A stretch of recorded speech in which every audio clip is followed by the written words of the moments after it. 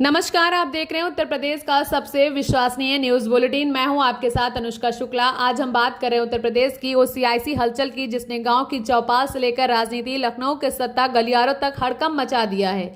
मामला जुड़ा है यूपी के 58,000 से ज्यादा ग्राम प्रधानों के भविष्य और उनकी कुर्सी से।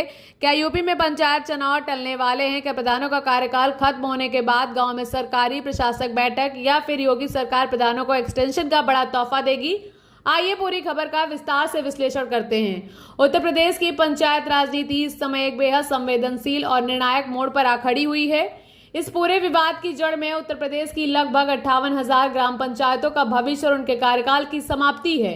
नियमानुसार प्रदेश के वर्तमान ग्राम प्रधानों को 5 वर्ष का संवैधानिक कार्यकाल 26 मई 2026 को आधिकारिक रूप से समाप्त हो रहा है। लोकतांत्रिक प्रक्रिया के तहत तिथि से पूर्व ही चुनाव संपन्न कराकर नई पंचायतों का गठन हो जाना चाहिए था, लेकिन वर्तमान प्रशासनिक सुस्ती और चुनाव आयोग की तैयारियों से इस पर प्रश्न चिन्ह लगा दिया है। चुनावी प्रक्रिया की सबसे महत्वपूर्ण कड़ी यानी मतदाता सूची के पुनर्निरीक्षण का कार्य, जो पहले 22 अप्रैल को पूरा होना था, उसे प्रशासन ने अचानक आगे बढ़ाकर 30 जून कर दिया है। गणित सीधा है कि जब जून के अंत तक केवल वोटर लिस्ट ही फाइनल होगी, तो मई में चुनाव होने की कोई भी संभावना पूरी तरह समाप्त हो चुकी है। इस देरी ने प्रदेश भर के ग्राम प्रधानों के भीतर न केवल असुरक्षा की भावना पैदा कर दी है, बल्कि उन्हें सरकार के विरुद्ध लंबाबद्ध होने के लिए भी मजबूर कर दिया है।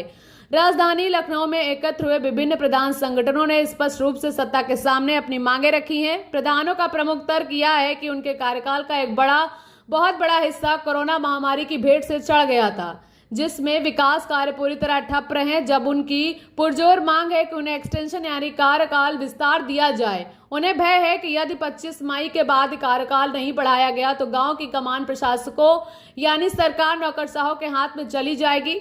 दूसरी ओर शासन और प्रशासन इस दबाव के बीच अपनी रणनीति काफी सख्त रखती है। पंचायती राज विभाग की ओर से स्पष्ट निर्देश जारी किए जा चुके हैं कि सभी ग्राम पंचायतें 25 मई तक अपने सभी चालू कार्यों का भुगतान सुनिश्चित कर ले।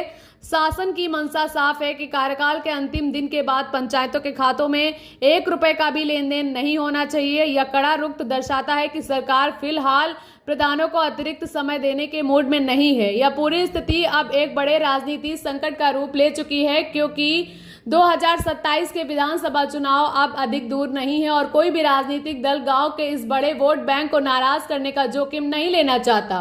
तो साफ है, उत्तर प्रदेश की ग्रामीण अंचलों में इस समय विकास से ज्यादा वजूद की लड़ाई लड़ी जा रही है। एक तरफ नियमों का हवाला है तो दूसरी तरफ प्रधानों का भारी राजनीतिक दबाव। अब सबकी निगाहें 2 मई को होने वाली उस निर्णायक बैठक पर टिकी हैं, जहां से तय होगा कि यूपी की पंचायतों का भविष्य किस करवट बैठेगा। क्या सरकार बीच का कोई रास्ता निकालेगी, या फिर गांव की चाबी सीधे अधिकारियों के हाथ में होगी?